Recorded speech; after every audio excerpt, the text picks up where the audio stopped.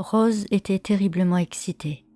Sa meilleure amie lui avait parlé d'un nouveau jeu en vogue sur les réseaux sociaux et elle ne tenait plus en place à l'idée d'y jouer.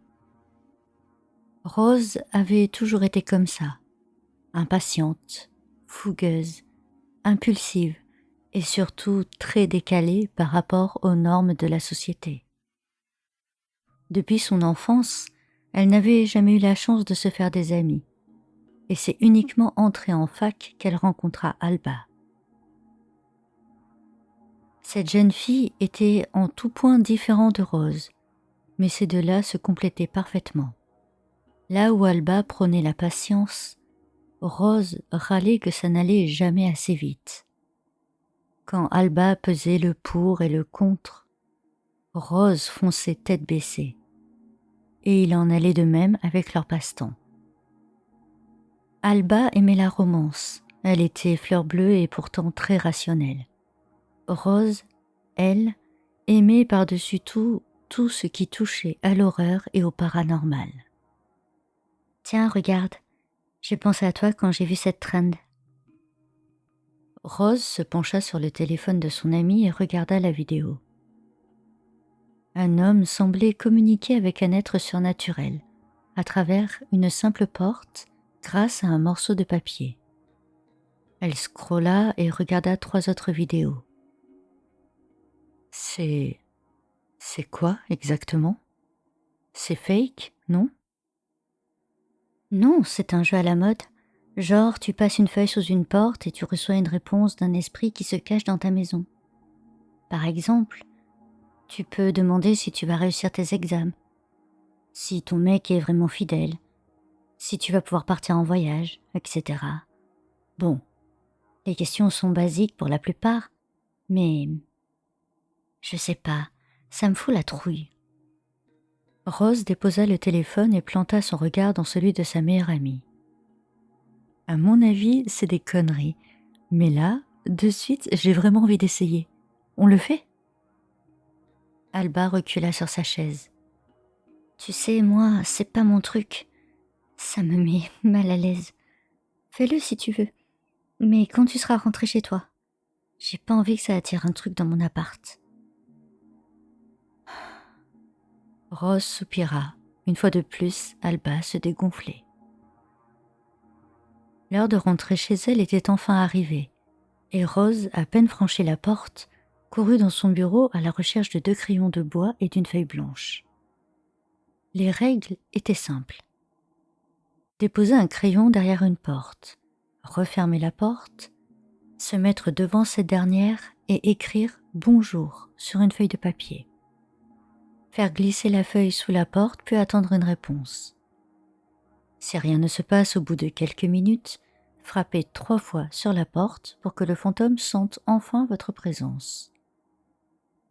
Posez les questions que vous voulez, mais à la fin de la séance, n'oubliez pas d'écrire au revoir afin que le fantôme puisse repartir. Rose savait exactement quelle porte elle allait utiliser, celle qui menait au grenier. Derrière cette porte se trouvait un petit escalier qui ouvrait sur un espace étroit. Dans ce grenier, rien de très important. Quelques livres qu'elle n'avait pas pu se résoudre à jeter, un miroir sur pied hérité de sa grand-mère, et des sacs de vêtements trop petits qu'elle espérait pouvoir remettre un jour, peut-être. Elle déposa le crayon sur la première marche derrière la porte, referma cette dernière, puis s'installa, assise en tailleur, face à la fameuse porte. Elle traça le mot « bonjour », puis, d'une pichenette, elle envoya la feuille sous la porte. L'interstice était assez haut pour y faire passer plusieurs feuilles, mais alors qu'elle était presque passée entièrement, le papier sembla buter sur quelque chose de l'autre côté. Rose s'apprêtait à ouvrir lorsqu'elle entendit le bruit.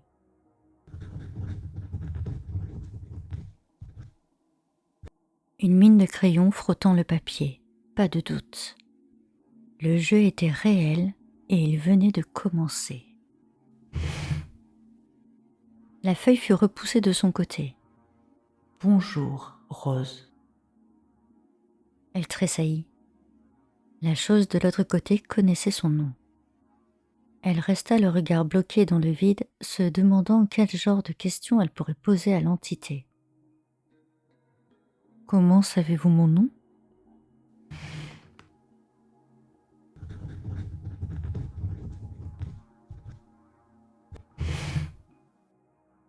Parce que je vis ici avec toi depuis de nombreuses années. Les poils de la nuque de Rose s'hérissèrent aussitôt. « Qui êtes-vous »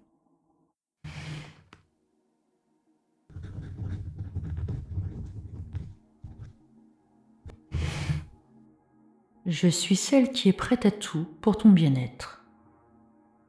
Cette phrase semblait résonner comme une menace.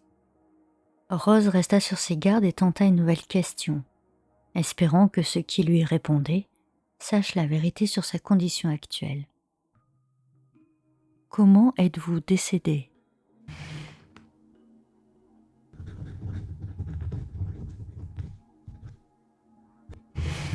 Je ne me souviens plus, cela fait trop longtemps. Rose soupira. Au moins, elle était en présence d'un fantôme qui semblait savoir qu'il n'était plus en vie. Elle releva la tête vers la porte close et une idée germa. La mort, c'est comment ?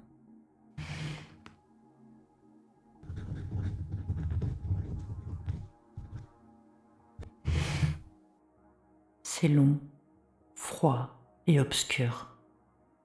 Seul, je me sens seul. Heureusement que je peux t'observer lorsque tu es là. Rose hoqueta. La dernière partie de la phrase ne lui plaisait pas vraiment. Il était temps d'arrêter ce jeu stupide. Elle gribouilla rapidement bonsoir, jeta la feuille de toutes ses forces sous la porte, se releva et se dirigea d'un pas décidé vers sa chambre. Cette nuit-là, elle décida de laisser toutes ses lumières allumées et mit de la musique à fond dans ses oreilles pour éloigner la peur qui s'immisçait dans ses pensées. Lorsqu'elle se réveilla, il n'était pas loin de midi et le jeu de la veille semblait n'être plus qu'un mauvais rêve. Les jours passèrent sans qu'elle n'y prête attention, et le vendredi suivant, la sonnerie de sa porte d'entrée résonna. Elle ouvrit, surprise, et découvrit un paquet de livraison fraîchement déposé. Elle vérifia l'étiquette et lut son nom sur le carton. « Je n'ai rien commandé ? Qu'est-ce que c'est que ça ?» Le paquet semblait lourd et elle le traîna jusqu'au milieu du salon, l'ouvrit et découvrit stupéfaite des vêtements de femme. Elle n'avait passé aucune commande et pourtant, l'étiquette indiquait bien son adresse et son nom. Elle regarda les vêtements, tous à sa taille, mais loin d'être le genre d'habit qu'elle oserait porter en dehors d'une soirée déguisée. Des paillettes, des froufrous, des décolletés plongeants et autres déshabillés. Elle observa longuement le carton à ses pieds. « Qu'est-ce que je vais faire de tout ça ?» Elle remit tous ses tissus dans le paquet et le traîna à présent jusqu'à la porte qui menait au grenier. Son pied frappa un objet sur le sol et elle baissa les yeux sur le crayon qui roula jusqu'à la première marche. « Ah, je l'avais oublié celui-là. » Elle se baissa, l'installa dans la poche de son jean et monta les quelques marches jusqu'au milieu du grenier. Pouf ! Elle déposa brutalement le carton au milieu de la poussière à ses pieds et regarda autour d'elle. Son échine se dressa lorsqu'il lui sembla ressentir un grand vent froid dans son dos. Elle se retourna d'un bond et fit face à un simple miroir. Elle se mit à rire nerveusement. J'ai l'impression de devenir folle. Elle se rapprocha du miroir sur pied et essuya avec sa manche la poussière qui s'était accumulée dessus depuis de nombreux mois. Elle recula et sourit à son reflet. Une ombre noire apparut derrière elle. Rose n'eut pas le temps de faire quoi que ce soit, qu'elle sentit un bras puissant maintenir sa tête en arrière. Ses membres se figèrent de peur et une voix s'éleva à ses oreilles. « Bonjour, Rose. Je suis heureuse que tu sois là. » « Qui êtes-vous » ?»« Tu sais très bien qui je suis. C'est toi qui m'as invitée ici, grâce à ça. » Rose vit le crayon qui était quelques instants avant dans sa poche se mettre à flotter devant son visage. Il fit volte-face et la mine bien taillée prit la direction de son œil droit avant de stopper net à moins d'1 centimètre. Tu as peur? Non, tu ne devrais pas. Tu le sais, je suis prête à tout pour ton bien-être. J'ai suivi les règles, j'ai arrêté le jeu, ne put s'empêcher de geindre Rose. Es-tu sûre de toi? Souviens-toi, quel est le dernier mot que tu m'as écrit? Les yeux de Rose s'écarquillèrent. Et bien sûr, elle avait écrit bonsoir. Oui, voilà, bonsoir et pas au revoir. Et c'est ce qui fait toute la différence. Rose sentit son corps être propulsé en avant. Son corps? Non, pas vraiment. Plutôt son âme. Tout devint noir et silencieux. Lorsque la lumière réapparut, elle semblait faible, filtrant doucement à travers un espace de verre. Rose se rapprocha en courant et se heurta contre la glace. Elle hurla. Elle comprit. Elle était à présent bloquée dans l'ancien miroir de sa grand-mère et ne pouvait rien faire. Rien faire à part observer son propre corps, essayer les vêtements obscènes qu'elle avait reçus le matin même. Son propre visage se releva vers elle et l'observa, un sourire carnassier figé sur les lèvres. Merci de m'avoir appelé. J'ai bien aimé jouer avec toi. Mais maintenant, c'est mon tour de devenir le maître du jeu. Rose vit son double prendre une feuille de papier et inscrire un simple mot, qui fit l'effet d'un bûcher pour l'âme de Rose. Au revoir. Lorsque le papier toucha la surface du miroir, l'âme de Rose s'enflamma, ne laissant plus qu'une simple trace de cendre sur le sol du grenier. L'esprit qui avait pris possession du corps de la jeune femme jeta un dernier regard à son reflet, lança un baiser en prenant une pose aguicheuse et s'en alla. Cependant, elle n'oublia pas de verrouiller la porte du grenier, celle qu'il avait gardée captive depuis de nombreuses années.